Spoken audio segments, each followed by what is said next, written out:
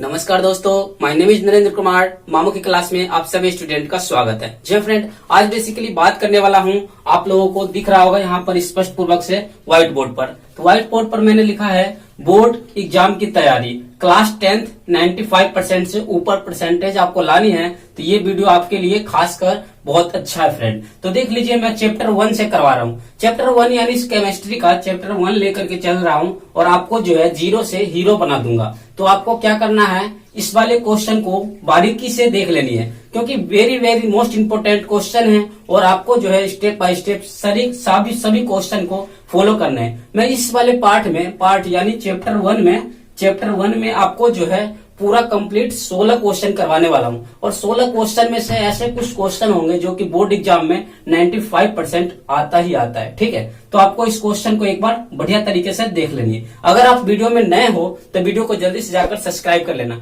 क्योंकि आपको इसी प्रकार से नोट्स वगैरह मैं देता रहूंगा फ्रेंड। अभी तक हमारे टेलीग्राम ग्रुप को ज्वाइन नहीं किया है तो जल्दी से जाकर के टेलीग्राम ग्रुप को ज्वाइन कर लीजिए। डिस्क्रिप्शन में लिंक मिलेंगे और वहां से जाकर के ये वाली पूरा पेपर आपको मिल जाएंगे फ्रेंड। तो चलिए दोस्तों, वीडियो को स्टार्ट करते हैं।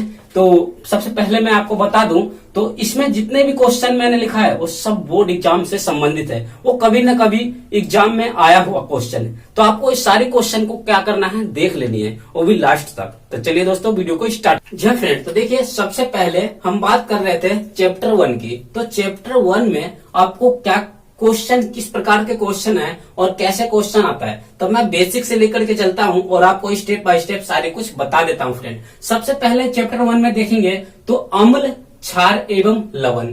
तो आपको पता है अम्ल क्या है, ठीक? नहीं पता है तो इस वीडियो को देखिए। क्षारक क्या है एवं लवण क्या है, यानी इंग्लिश में हम पढ़ते हैं तो एसिड और बेस एंड साल्ट। ठीक, यानी कि अम्ल जो है, यानी अम्ल किसे कहते हैं। आपके एग्जाम में ये क्वेश्चन, हालांकि ऐसे क्वेश्चन नहीं पूछते, बट आपको क्या करना है, समझ लेनी है, क्योंकि बेसिक चीज अगर इसका समझ में नहीं आता है ना तो क्वेश्चन जो है आधे अधूरा करके आप रट के जाएंगे, बट आपको समझ में नहीं आएगा फ्रेंड। तो देखिए, सबसे पहले क्या करना है आपको, अम्ल जो है स्वाद में खट्टा होता है। अम्ल में जैसे कि मान लीजिए अम्ल हमारा अचार हो गया, जैसे कि आंवला हो गया, नींबू हो गया, संतरा हो गया, ये सब क्या है, अम्ल है, जो कि खट्टा चीजों से बनाया जाता है। तो देखिए, स्वाद में खट्टा होता है, उसे अम्ल कहते हैं। अब एक चीज ये नोट हो चुका कि ये खट्टा होता है अम्ल। इसके बाद देखिए दूसरे नंबर पर आता है हमारा क्षारक। ठीक, यानी क्षारक किसे कहते हैं, तो ये देखिए दूसरे नंबर की बात करें तो स्वाद में तीखा एवं कड़वा होता है।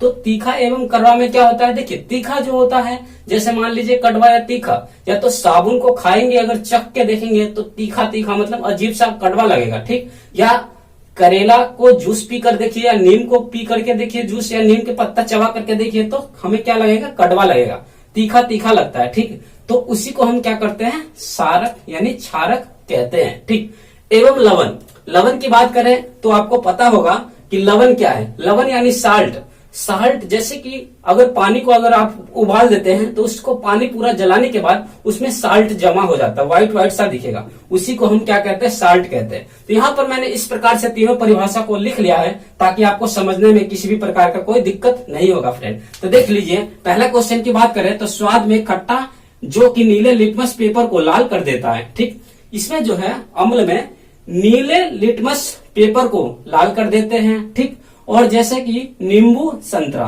अगर एक चीज और देखेंगे, नोट करेंगे तो यहीं तक इसका आंसर है। अब देखिए, हाइड्रोजन आयन का सांद्रण क्या होता है। हाइड्रोजन आयन का सांद्रण का मतलब मैंने ये लिख रखा है H+ का, जो कि धनायन होता है, यानी कि धनात्मक में होता है। तो आपको ये क्वेश्चन ये याद कर लेनी है टोटल अच्छे तरीके से, क्योंकि ये नहीं याद करेंगे ना तो न्यूमेरिकल जो है इस चैप्टर का आपको समझ में नहीं आएगा फ्रेंड।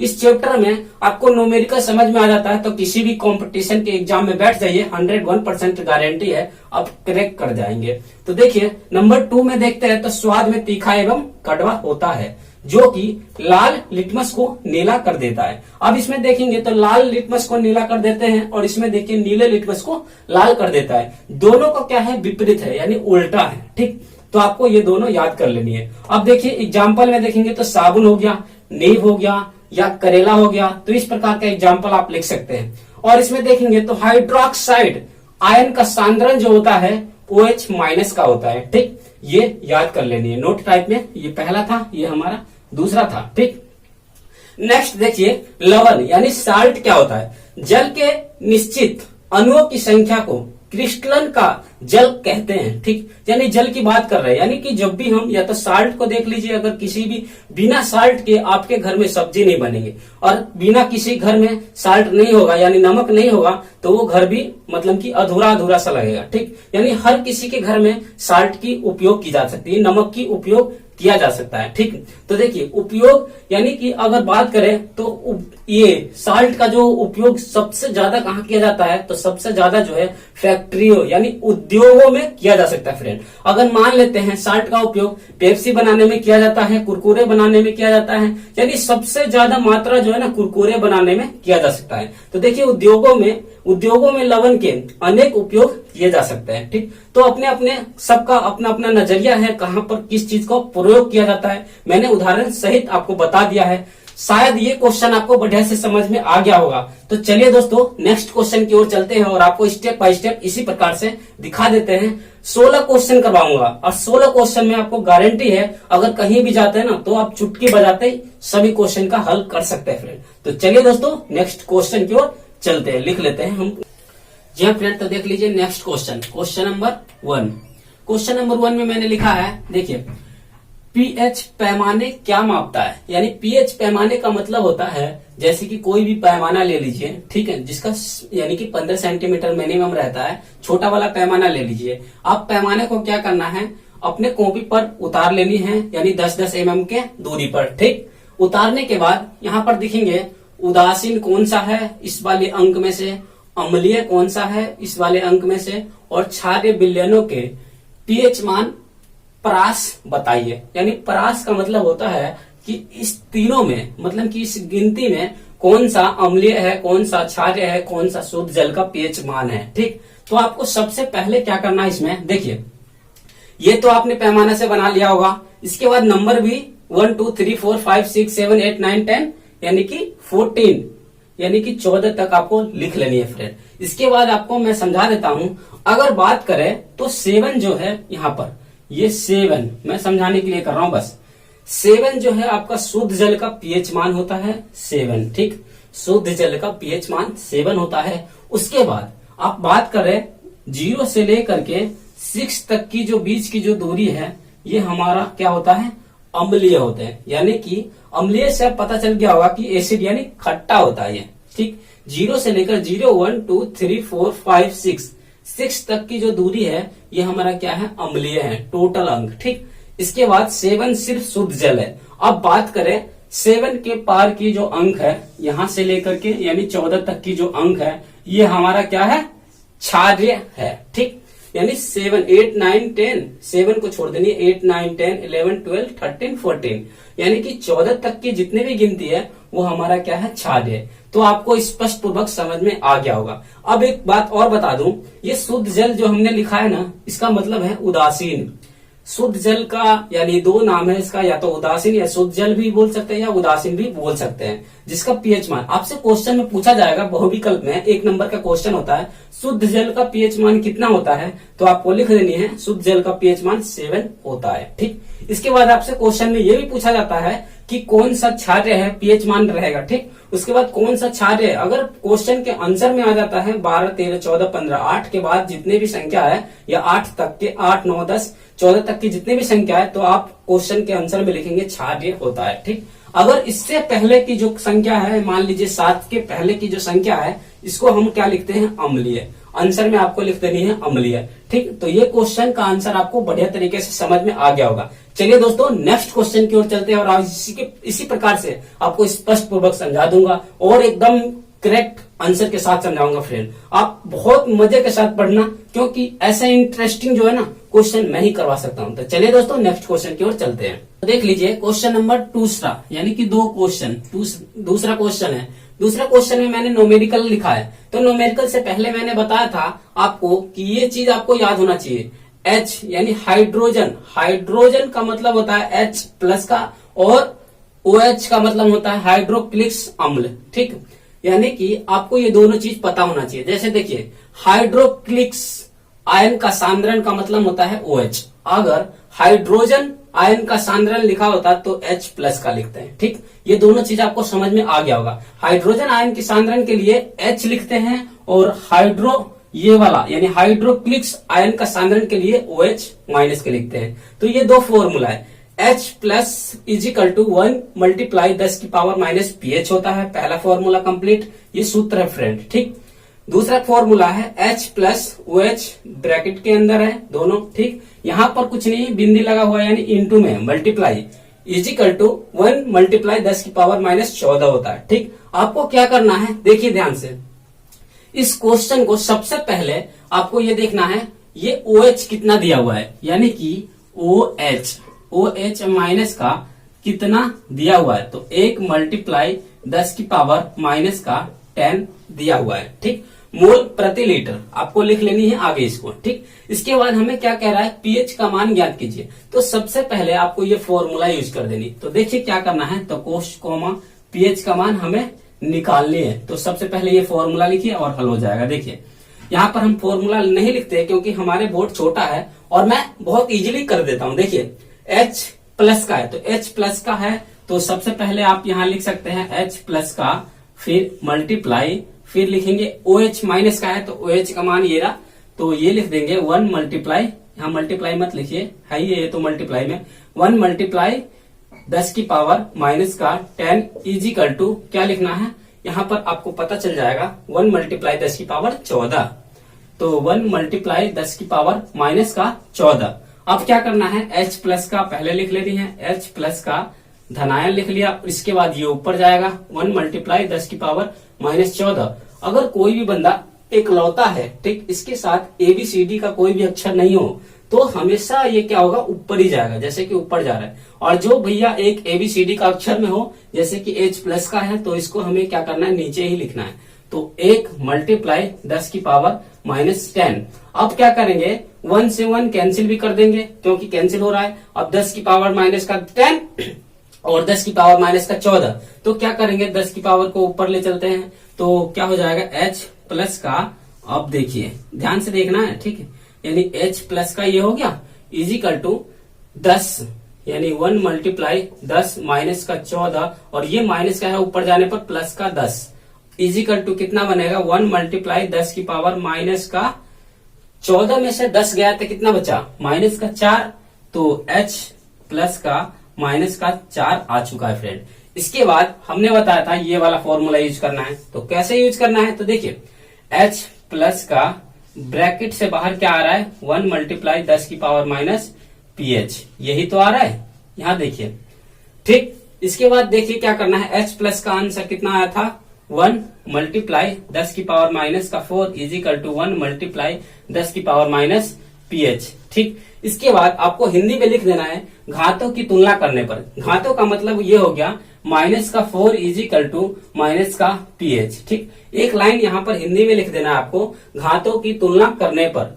अब देखिए माइनस से माइनस कैंसिल, तो क्या लिखेंगे हम यहाँ पर, pH इजिकल टू 4 आंसर, यानी इसका जो pH मान निकला हमारा 4 आंसर है, एक्यूरेट 4 आंसर है। चलिए दोस्तों, ये क्वेश्चन अच्छे से समझ में आ गया होगा। नेक्स्ट क्वेश्चन की ओर चलते हैं और इसी प्रकार से आपको समझा देते हैं और दिखा देते हैं। जी हाँ फ्रेंड, तो देख लीजिए नेक्स्ट क्वेश्चन नंबर 3 है। ठीक, क्वेश्चन नंबर 3 में मैंने इस प्रकार से लिखा है, एक अम्लीय विलयन का pH मान 5 है तो हाइड्रोजन आयन का सांद्रण H प्लस की गणना कीजिए। आपको इससे पता चल गया होगा क्योंकि इसमें देखिए किसी क्वेश्चन में pH मान दे दिया है, तो आपको किसका मान निकालना है, H प्लस की, यानी हाइड्रोजन आयन का सांद्रण का मान निकालना है या गणना करनी है। ठीक, तो सबसे पहले आपको क्या करना है, सिंपली यहाँ पर दे देनी है क्या, pH मान, यानी कि देखेंगे तो pH की वैल्यू कितनी है, 5 है। ठीक, pH की वैल्यू 5 हो चुका। अब इसके बाद हमें फॉर्मूला याद है,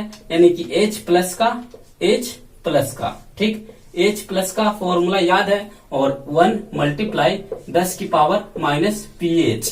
ठीक, अब इसके बाद क्या करना है, pH के स्थान पर हमें क्या करना है, इसका मान रख देना है 1 मल्टीप्लाई 10 की पावर माइनस का कितना हो जाएगा, pH का मान 5। ठीक, यानी H प्लस का हमारा इतना आंसर आ चुका है फ्रेंड।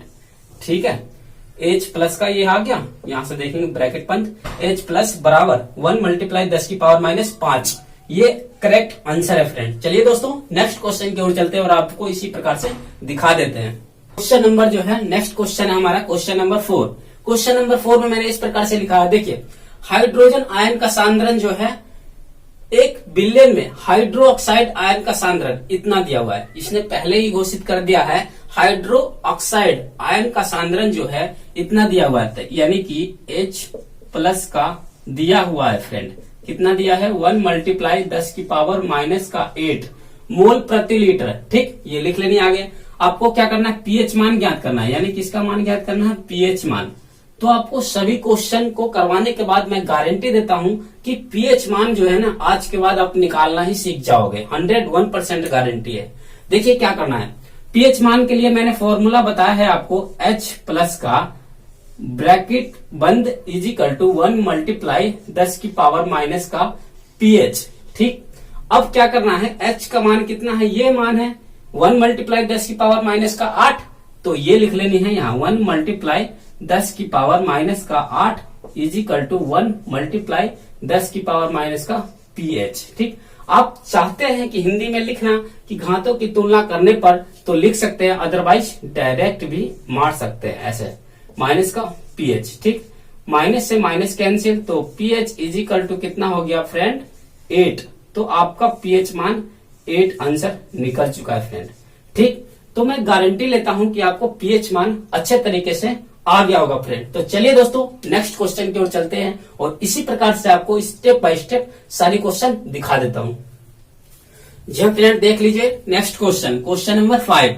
क्वेश्चन नंबर 5 में मैंने इस प्रकार से लिखा है पीएच की परिभाषा दीजिए, इसका हाइड्रोजन आयन से क्या संबंध है। ठीक, तो इस क्वेश्चन को आपको क्या करना है, देखिए पीएच का परिभाषा हर कोई पूछ लेता है, हर एग्जाम में आता है, ये 2018-19 में आया हुआ है फ्रेंड। तो आपको क्या करना है इस क्वेश्चन को बढ़िया से देख लेनी है। देखिए क्या है, सिंपल है, पीएच अम्लों एवं क्षारकों के जलीय विलयन में हाइड्रोजन आयनों की सांद्रता मापने की इकाई को पीएच मान कहते हैं। अब इसके बाद देखिए क्या है, आपने बहुत पहले ही पढ़ लिया था जो कि H+ = 1 × 10⁻⁻pH। ठीक, ये वाला फॉर्मूला और ये वाला फॉर्मूला दोनों फॉर्मूला क्या करनी है आपको लिख देनी है। आपको पीएच मान का परिभाषा पूरा कंप्लीट हो जाता है फ्रेंड। देखिए H+ = 1 × 10⁻⁻pH और H+ × OH- का = 1 × 10⁻14। तो ये फॉर्मूला लिख देनी है, आपका पीएच मान का परिभाषा कंप्लीट हो जाता है।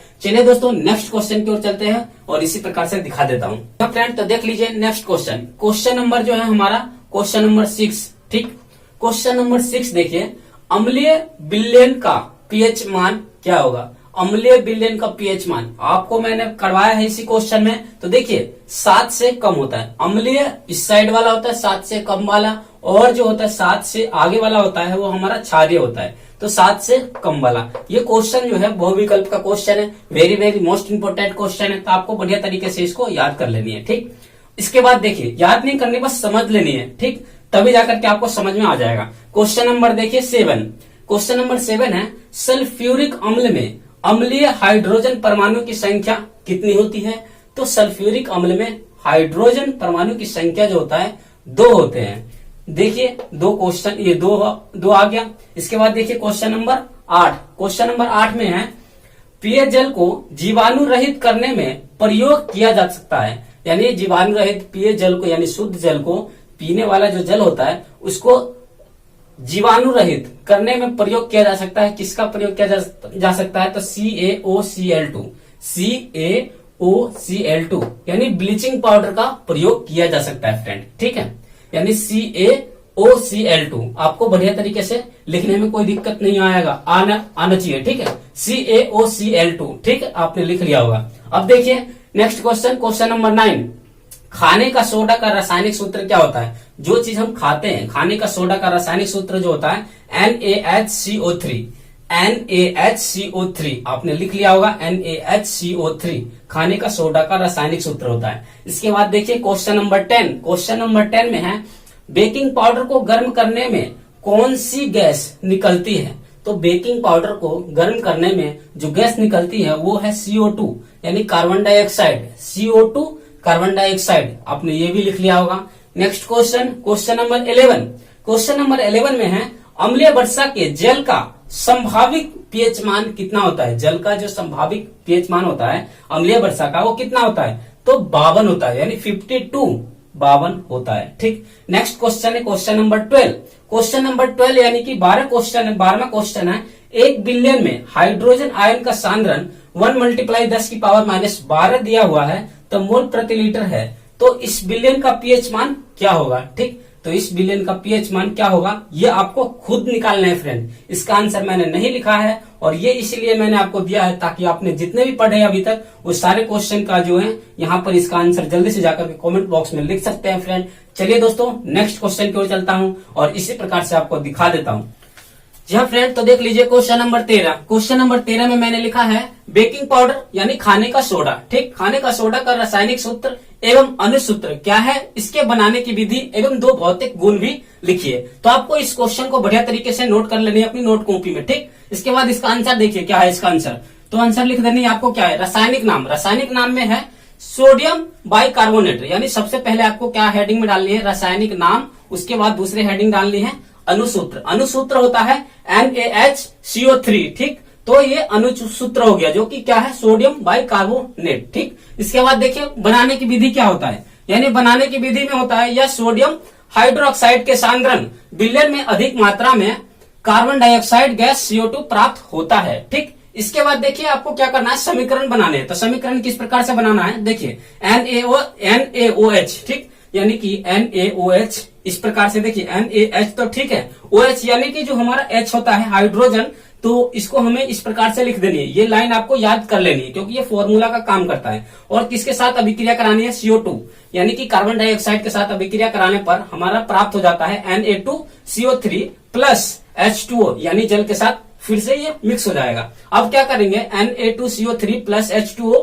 और प्लस CO2 के साथ अभिक्रिया कराने पर हमें क्या प्राप्त हो जाएगा, NaHCO3 2 बगल में। ठीक, इसके बाद देखिए ये दोनों समीकरण आपको समझ में आ गया होगा। इसके बाद देखिए इसका 2 गुण है जो कि मैंने यहाँ पर बताया है भौतिक गुण। ठीक, भौतिक गुण यानी कि 2 गुण इसके लिखने हैं। तो पहला गुण लिख लेना है यहाँ पर, देखिए गुण।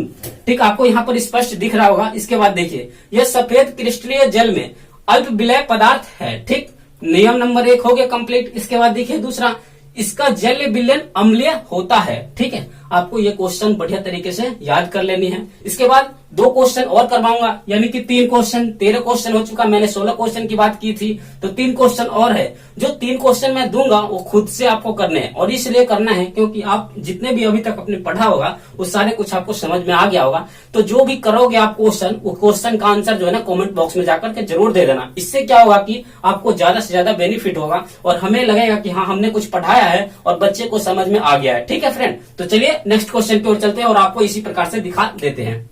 Next question, question number 14। ठीक, क्वेश्चन नंबर 14 में आपको क्या करना है, ब्लीचिंग पाउडर का रासायनिक सूत्र, नाम, बनाने की विधि एवं रासायनिक गुण भी लिखिए। ठीक, तो आपको ये क्वेश्चन कहाँ से मिलेंगे, अगर आपको ये क्वेश्चन पता है तो आप इस क्वेश्चन को जैसे कि मैंने क्वेश्चन नंबर 13 करवाया है उसी प्रकार से इस क्वेश्चन को भी आपको हल कर लेनी है। अदरवाइज आपको ये क्वेश्चन का आंसर नहीं मिलता है। अगर नहीं मिलता है तो आप कमेंट बॉक्स में जाकर कमेंट कर देना, मैं इस क्वेश्चन का आंसर कुछ दिन अगले वीडियो में बना दूंगा फ्रेंड।